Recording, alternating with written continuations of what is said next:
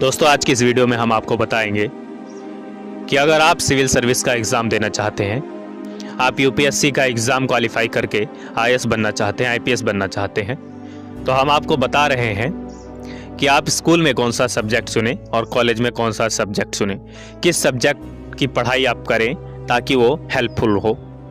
दोस्तों, आपको पता होना चाहिए, आपको पता है कि यूपीएससी 3 स्टेप में क्लियर होती है, क्वालिफाई करनी पड़ती है यूपीएससी का एग्ज़ाम।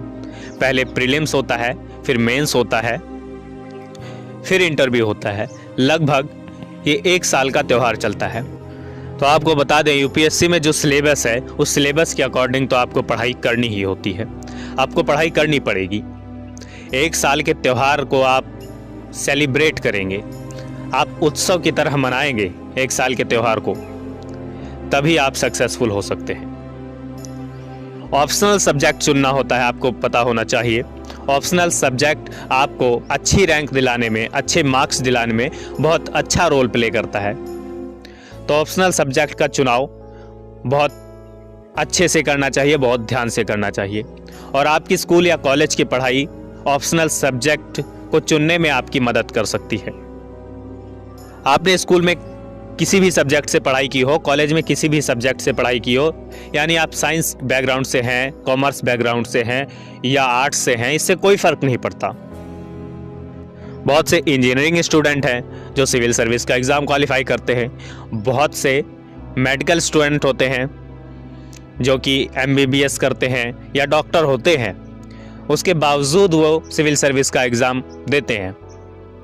बहुत से आर्ट्स वाले स्टूडेंट क्वालिफाई करते हैं। तो यूपीएससी आपसे किसी पर्टिकुलर स्पेशल सब्जेक्ट की मांग नहीं करती। हाँ, ह्यूमैनिटी के सब्जेक्ट थोड़े ज़्यादा होते हैं, शायद इसलिए आर्ट्स पढ़ने के लिए कह देते हैं। लेकिन आपने ग्रेजुएशन कंप्लीट की है, किसी भी सब्जेक्ट से की हो, किसी भी स्ट्रीम से की हो, साइंस, कॉमर्स, आर्ट्स, कोई फ़र्क नहीं पड़ता, आप सिविल सर्विस का एग्ज़ाम दे सकते हैं। तो बात आती है कि फिर स्कूल में, कॉलेज में कौन सी पढ़ाई करें, किस सब्जेक्ट को चुनें। आप कोई भी सब्जेक्ट पढ़ें, बस इतना ध्यान रखें कि ऑप्शनल में वो मिल जाए तो ज़्यादा अच्छा है। उसमें आपका इंटरेस्ट होना चाहिए। जिस सब्जेक्ट में आपका इंटरेस्ट है, जिस सब्जेक्ट को आप पढ़ना पसंद करते हैं, उसका चुनाव कीजिए। क्योंकि अगर आप ऑप्शनल में उसका चुनाव करते हैं तो 2 साल तक आपको उस सब्जेक्ट को झेलना पड़ता है, उस सब्जेक्ट के साथ जुड़े रहना पड़ता है, उस पर आपको गहरी समझ बनानी होती है, आपकी गहरी पकड़ होनी चाहिए। तो इसलिए जो सब्जेक्ट आपको पसंद हो, जिसे पढ़कर आप ऊबते ना हो, आप बोर ना हो, आप थके ना, उस सब्जेक्ट का चुनाव कीजिए। उम्मीद है आप समझ गए होंगे। कोई सवाल है तो नीचे कमेंट करें। वीडियो अच्छी लगी हो तो लाइक कीजिए, शेयर कीजिए।